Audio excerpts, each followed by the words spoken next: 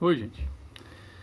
Bom, nós tratamos anteriormente de alguns princípios do processo penal e dos atos que compõem o chamado rito ordinário.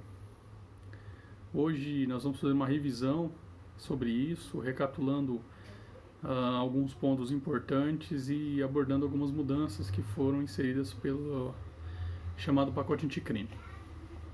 Antes disso, a primeira pergunta que eu faço para vocês é a seguinte: para que serve o processo penal? Né? Qual é a função dele?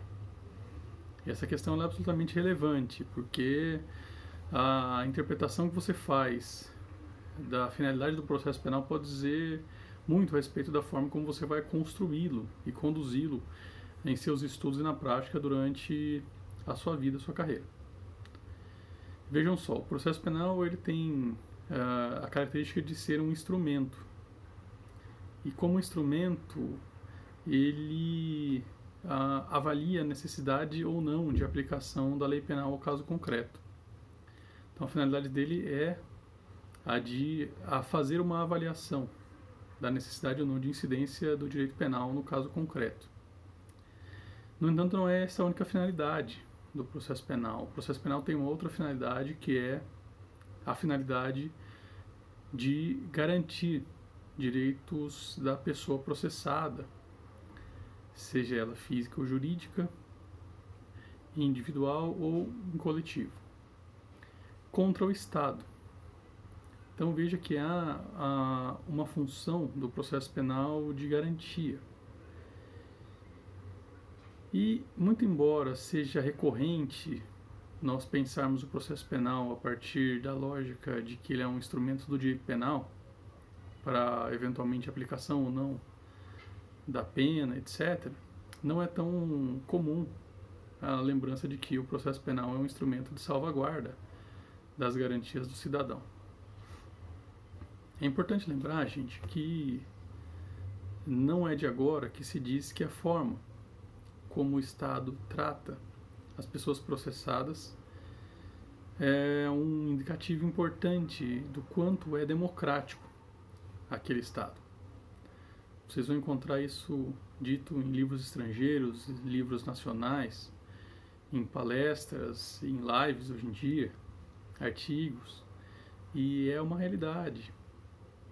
A forma como é respeitada a Constituição Federal, com o seu conjunto de direitos fundamentais e garantia, é um indicador do nível de civilidade daquele Estado e de respeitabilidade democrática. O Estado que garante mais os direitos do cidadão, ele é um Estado mais democrático, que vivencia uma experiência constitucional e humana muito mais completa, muito mais segura. E o Estado que avacalha direitos fundamentais e que avacalha os direitos do processado é um Estado que geralmente tem problemas com a sua democracia. Isso é possível de perceber em diversas exemplificações e olhando para os lados aqui do nosso entorno geográfico, dá para detectar e constatar essa assertiva, sem maiores problemas. Então veja, primeiro eu quero dizer que o processo penal ele se tornou um instrumento de salvaguarda dos direitos do cidadão, não porque existe um juiz que em algum momento errou ou um promotor que em algum momento errou, porque as garantias não são estabelecidas para proteger o cidadão desses personagens, e sim do Estado como um todo, ou seja, o aparato estatal formado por pessoas e as ações que ele pratica. Isso é um resultado de uma construção histórica fundamental. Então, as garantias processuais penais e as garantias penais existem para proteger a pessoa dos arbítrios do Estado, porque isso, em momentos diferentes da história, em lugares diferentes da história, aconteceu e o Estado avacalhou com muita gente. Por isso mesmo, deve existir uma tutela. E como é o processo penal, o palco no qual a relação mais tensa com o Estado se desenvolve, é justamente nele que essas garantias individuais e fundamentais devem ser respeitadas no seu grau máximo. Perfeito? Agora, uma questão interessante. O processo penal, ele é difícil dizer que ele existe desde muito tempo, né? Assim como é difícil dizer que existe o direito penal desde muito tempo, porque a dogmática e o direito penal em si e o processo se formaram como um fenômeno não tão antigo. Mas as práticas punitivas, como diz o professor Salah Khaled, elas são bastante antigas e remontam, né, a várias civilizações que nós reputamos como clássicas, ateniense, etc. E esses mecanismos punitivos, eles sempre tiveram, né, fazendo um retorno lá para trás, uma história de ampla liberdade daquele que executa as penas, que pode punir, e a absoluta hipossuficiência, a absoluta fraqueza, fragilidade daquele que sofre a pena. Então eu quero que vocês imaginem um cenário. Vamos viajar no tempo lá, né, para a Mesopotâmia, num tempo muito antigo.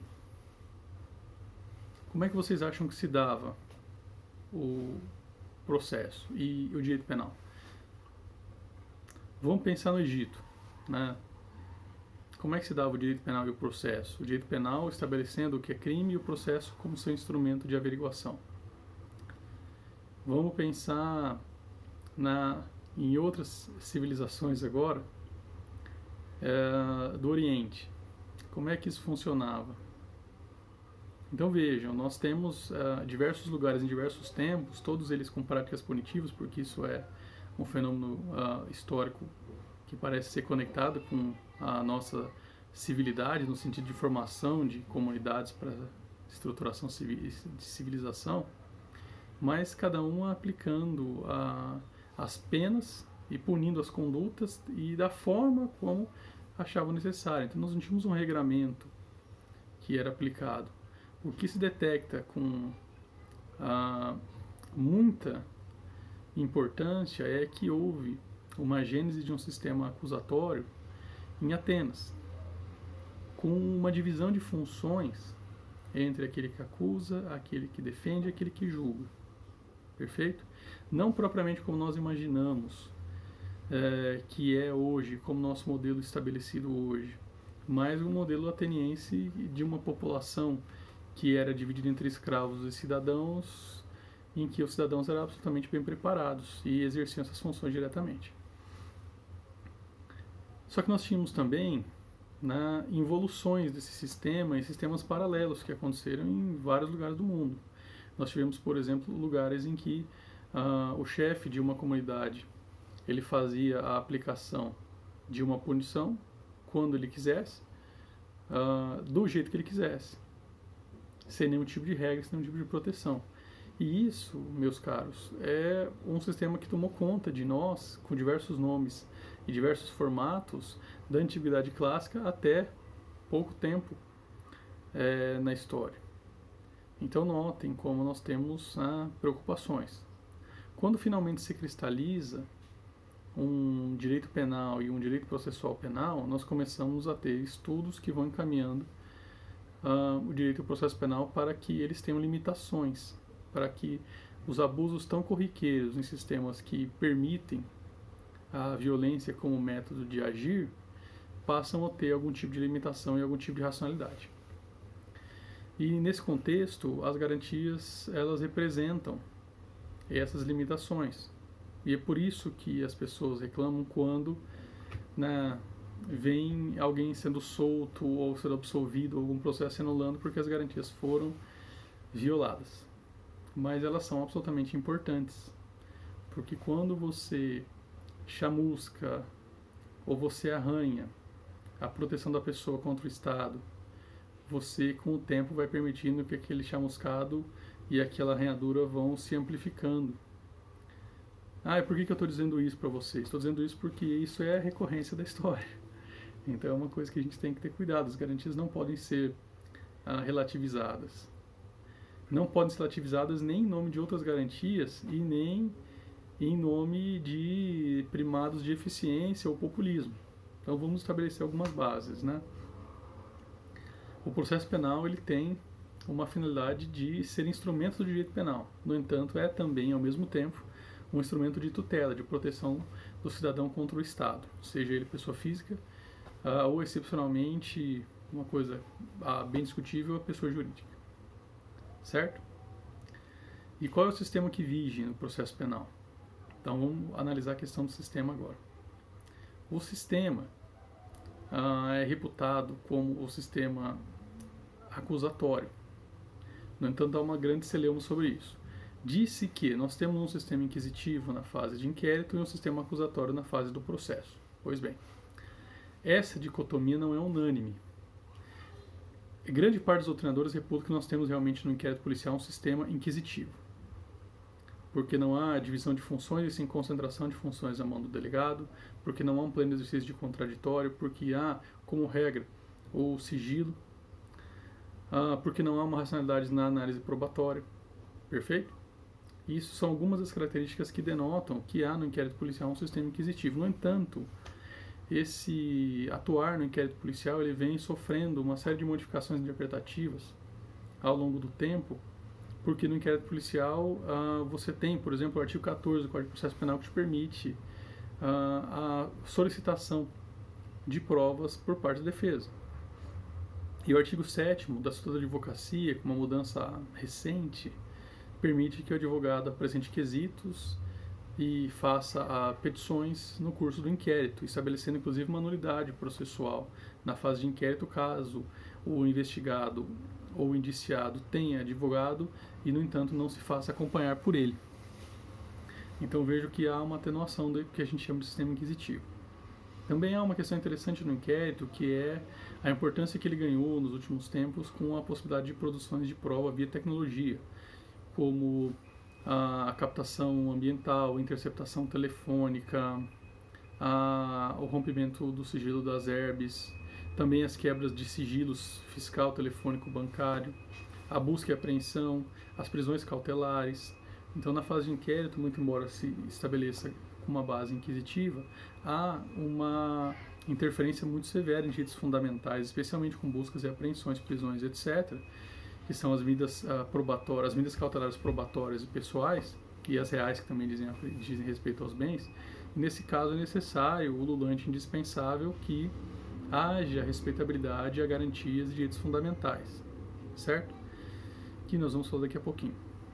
Já o processo, ele tem como base uma ideia acusatória, em que existe tripartição, existe uma divisão de funções entre quem julga, quem acusa e quem defende, existe o exercício de contraditório, existe publicidade como regra, existe uma mecânica valorativa em tese de prova absolutamente racional, o que denotam que há um sistema acusatório. No entanto, isso não é unânime, e vou explicar para vocês por quê. O nosso Código de Processo Penal, ele é uma importação dos chamados Códices Rocco, que foi um Código de Direito Penal, um Código Penal e um Código de Processo Penal, Direito Processual Penal, que foram feitos na Itália na época do fascismo.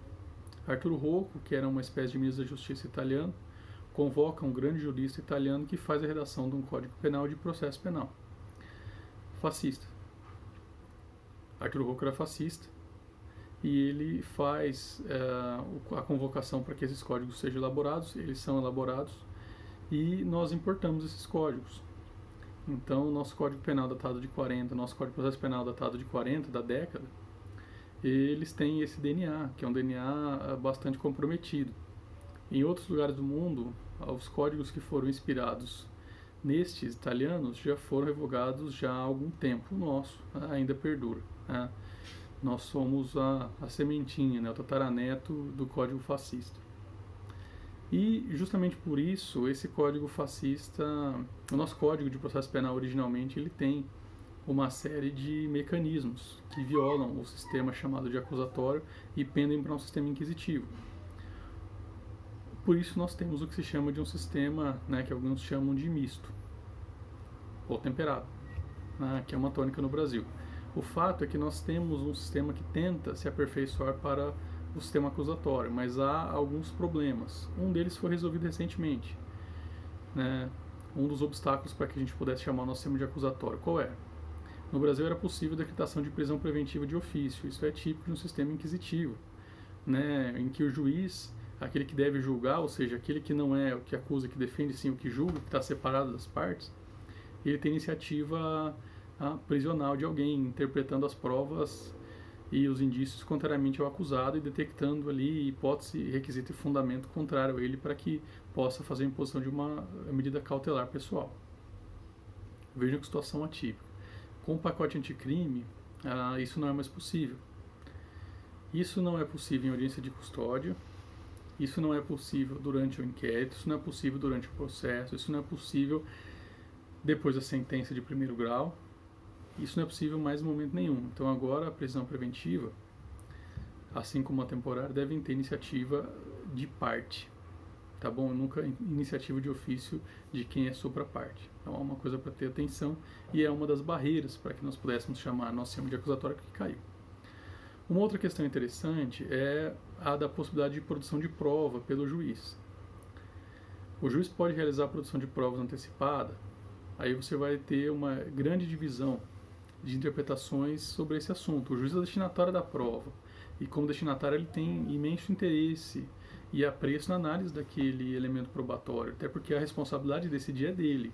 Eu não comungo o entendimento de que quem toma a decisão é o juiz, né, como alguns defendem, é o juiz, a pessoa do juiz, e vai ter que conviver com a decisão, o que é algo muito severo, né? E em razão disso, é importante que ele tenha segurança naquela prova. No entanto, é de se curvar tecnicamente ao argumento de que, mesmo sendo o principal destinatário da prova, o juiz não pode ter iniciativa de produzi-la, porque ele fica psicicamente capturado pela prova e passa a coordenar suas ações a partir do que essa prova vier a relatar. O mesmo acontece com relação à prisão. Então, os estudos de psicanálise que estão influenciando o processo penal hoje, eles são importantes e demonstram que o juiz não deve ter iniciativa probatória, muito embora seja possível. A figura do juiz de garantias é uma outra questão importante, né, que além da questão da prisão e da questão da iniciativa probatória, é uma terceira questão importante para que a gente possa chamar o nosso sistema finalmente de acusatório. A modificação que o juiz de garantias estabelece no artigo 3 e seguintes do Código de Processo Penal, que está sob júdice, né, esse conjunto de artigos no Supremo Tribunal Federal, faz uma distinção muito grande do processo antes e do processo depois. Se o juiz de garantias não passar, o processo continua mais ou menos como está, e o nosso sistema vai continuar sendo chamado de misto. Se o juiz de garantias passar, ou seja, né, for liberado pelo STF, pode ser que ele sendo aplicado, nosso sistema vá se aperfeiçoando para chegar a um nível de outros sistemas aqui do nosso entorno cultural, como o Chile e o Uruguai, por exemplo. O que é a ideia do juiz de garantias e o que isso tem a ver com o sistema acusatório? No sistema acusatório nós temos uma divisão de funções e uma tentativa de preservação da imparcialidade desse um que julga. Em razão disso, o juiz, ele, sem iniciativa de pedir a prisão ou de pedir provas, o juiz ele vai receber o pedido de uma das partes para produção de prova ou para, eventualmente, uma prisão e ele vai julgar. Ele vai pedir, ele vai receber um pedido de interceptação telefônica, de quebra de sigilo, de busca e apreensão e ele vai julgar. E todo esse material que for produzido, ele fica resguardado na fase de inquérito policial, tendo conhecimento dele o promotor, a defesa, mas não o juiz, porque nós queremos um sujeito imparcial. Então, o juiz que decretou essas medidas contra o acusado ou negou essas medidas contra o acusado, ele não vai ser o mesmo juiz que julga. Nós temos, então, com o juiz de garantias, dois juízes. Um que atua na fase de inquérito policial, que vai eventualmente avaliar busca e apreensão, interceptação telefônica, quebra de sigilo fiscal, prisão preventiva ou temporária, avalia a prisão em flagrante, faz audiência de custódia, e um juiz que depois que o promotor oferta a denúncia, é o juiz que vai entrar no jogo e vai começar, depois detalho isso melhor para vocês, e vai começar dali em diante a tocar o processo penal e coordenar as ações. Ele não vai ter contato com o que esse juiz teve contato. Serão materiais separados, olha que situação interessante. Preservando, então, a imparcialidade do juiz que vai decidir se o sujeito é inocente ou culpado lá no final do processo, né? Fazendo com que o juiz que vai julgar a causa, chamado juiz de instrução, não se contamine com as decisões e opiniões do juiz de instrução e que o juiz de instrução possa avaliar a prova e receber a prova da forma como as partes vão lhe ofertar. E se eventualmente ele não tiver segurança para julgar, o que acontece? O que acontece quando o juiz não tem segurança para condenar alguém? Ele absolve. E se o juiz não tem certeza de que aquele réu deve ser absolvido, o que ele faz? Mesmo não tendo certeza, ele absolve. Ah, então o juiz de garantias vai criar um sistema de impunidade. Não, não tem, uma coisa não tem nenhuma relação com a outra. O que vai se exigir é um aperfeiçoamento da prova condenatória para que o juiz possa tomar uma decisão. E esse aperfeiçoamento produz sob a luz do contraditório, porque reconhece os defeitos que o inquérito policial, muito embora seja, na minha ótica, indispensável, do ponto de vista técnico, tem. Então, até que se aperfeiçoe um inquérito sobremaneira, é fundamental que essa dicotomia estabelecida entre juiz do inquérito e juiz do processo, basicamente, depois eu explico melhor, com o juiz de garantias, venha a se firmar. E vejam, a expertise na investigação, ela é policial e o Ministério Público tem estabelecido isso também, né, após a decisão do Supremo que lhe concedeu poder investigativo. O inquérito policial é necessário a resposta da polícia diante de um crime em flagrante ou de uma operação é importante, é indispensável. No entanto, a função judiciária ela é diferente. E o sistema acusatório, ele necessita uma dicotomia entre um juiz e outro, necessita para a preservação da imparcialidade e da paridade de armas, né, que é fundamental. O Ministério Público pode se interpretar, ele tem a autoridade policial ao seu lado, e a defesa não. Então a paridade de armas no Brasil já começa sendo virtual. Mas existe investigação defensiva, professor? Existe. Né? Nós temos ela há pouquíssimo tempo e não há quase nada estruturado. Para vocês terem uma ideia, eu conheço 2 livros sobre o tema. Né?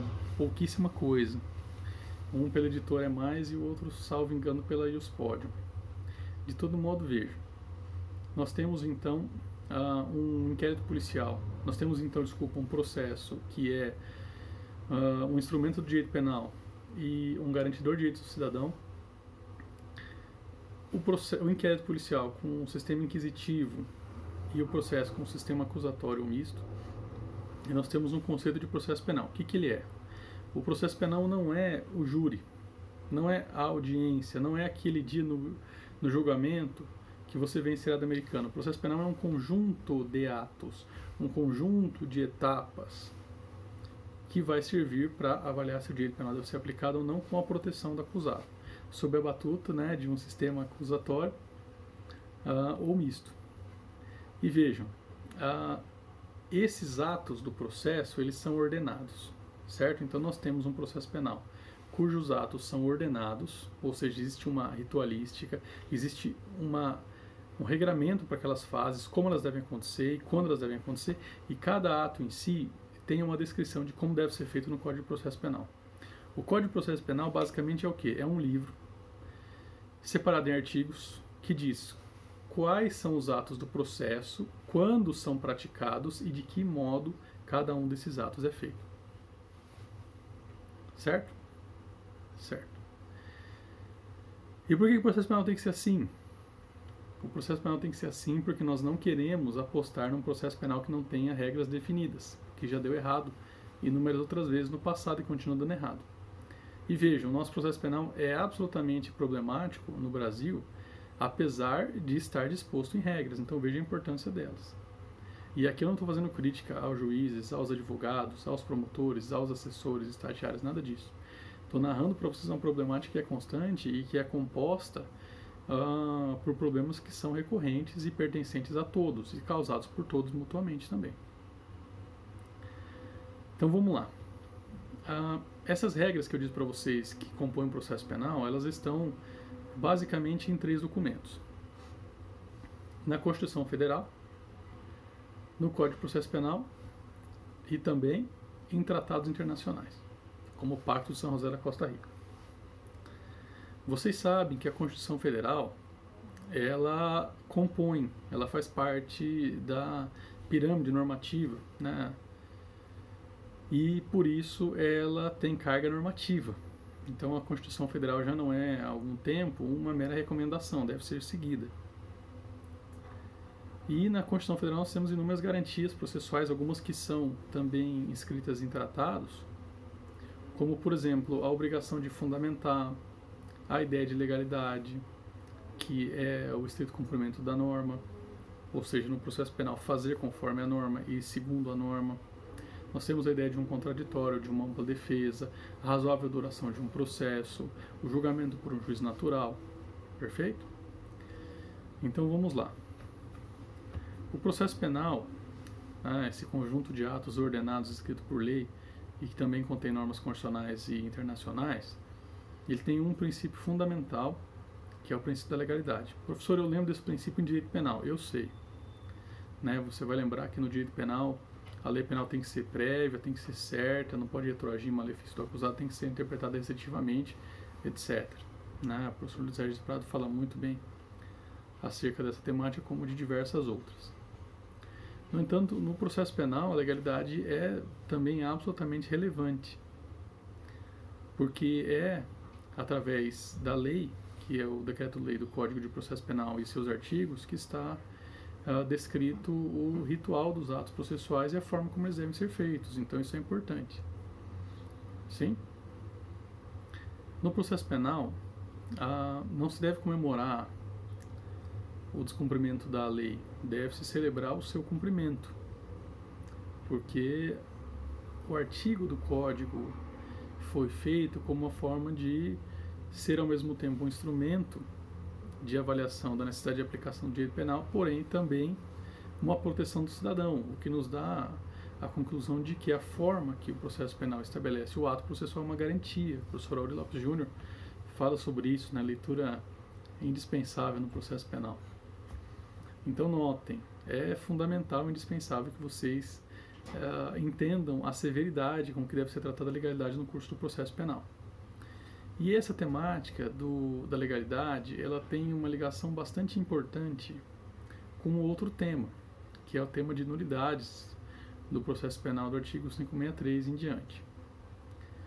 Quando um ato não é feito conforme o ritual, ou aquele ato não é feito conforme o modelo que a lei impõe, isso gera uma atipia processual penal, um ato feito em desconformidade com a regra. Perfeito? E aí, qual que é o efeito disso? O efeito natural disso, dessa desconformidade, dessa ilegalidade, então o ato ele padece de uma ilegalidade, é um ato ilegal, é que o ato seja anulado. No entanto, no Brasil nós temos, como capitão do time do sistema de nulidades, algo chamado de princípio do prejuízo, que diz que esse ato feito em desconformidade com a ordem legal ou sem o modelo legal, ele só vai ser anulado se ele causar prejuízo para alguma das partes.